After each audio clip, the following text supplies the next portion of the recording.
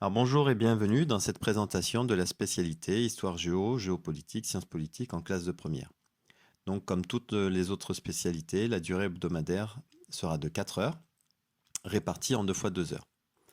Première question qu'il faut se poser, c'est pourquoi choisir cette spécialité? Alors cette spécialité a plusieurs avantages. D'abord, c'est une spécialité pluridisciplinaire. La géographie, l'histoire, les sciences politiques, la géopolitique, chacune de ces 4 disciplines va vous permettre d'avoir des entrées différentes, mais complémentaires, sur les différents thèmes que l'on va aborder au cours de l'année. Donc, la spécialité repose sur une organisation qui porte sur 5 thèmes différents. Pour chacun d'eux, vous allez être amené à vous intéresser au monde actuel, donc vous informer, lire, regarder les journaux, et ça, vous allez devoir le faire avec le plus de recul possible pour avoir un regard objectif. Ça va aussi nécessiter de votre part de croiser vos informations, de débattre avec les autres, de confronter, d'échanger vos points de vue.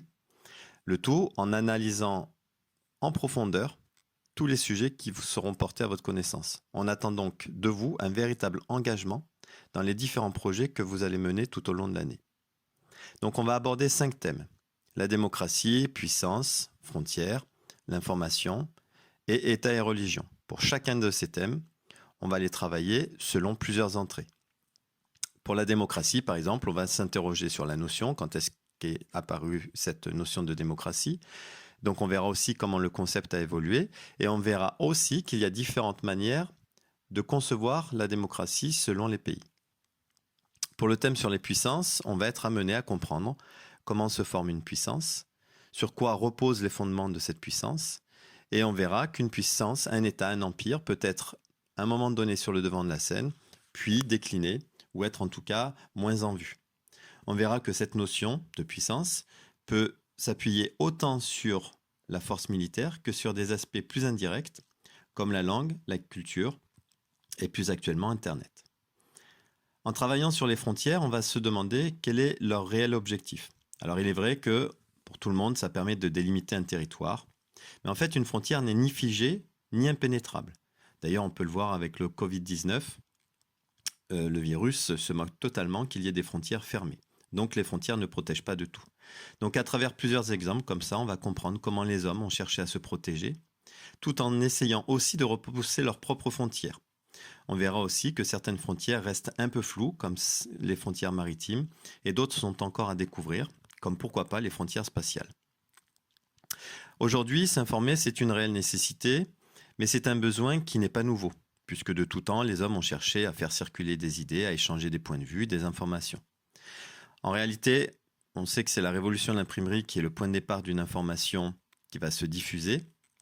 Et cette révolution de l'imprimerie n'a cessé de se perfectionner au fur et à mesure des avancées. Et aujourd'hui, on a évidemment des découvertes technologiques qui nous permettent d'être connectés au monde, donc de s'informer et d'être capable à peu près partout dans le monde de pouvoir s'informer grâce à des satellites, des réseaux qui couvrent la surface de la Terre. Mais si cette circulation est rapide et continue, elle pose aussi quelques problèmes sur la fiabilité. Donc là, il va falloir porter un regard qui est très critique, d'abord sur les différentes sources, mais aussi sur les dérives qui peuvent être associées à l'information, à savoir les différentes théories qui peuvent circuler sur le net concernant les pas sur la Lune ou concernant d'ailleurs le Covid-19 actuellement. Enfin, le dernier thème nous permettra de nous intéresser au lien qui va unir les États et la religion.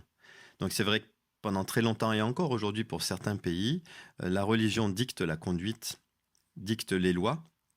Certains pays comme la France ont décidé de dissocier les deux, en tout cas au niveau des dirigeants. Donc c'est ce qu'on appelle un État laïque. Mais pour d'autres pays, la religion sert encore de fondement pour de nombreuses lois.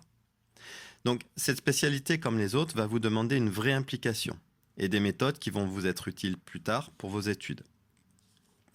Alors bien sûr, on va attendre des élèves qu'ils sachent raisonner, argumenter, justifier, travailler en groupe, seuls.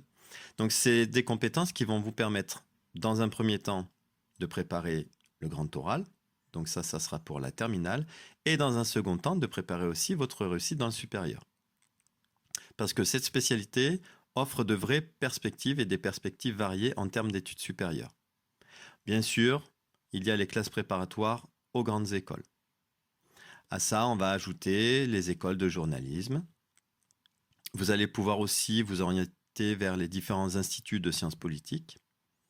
Possibilité aussi de travailler dans le commerce, dans le management.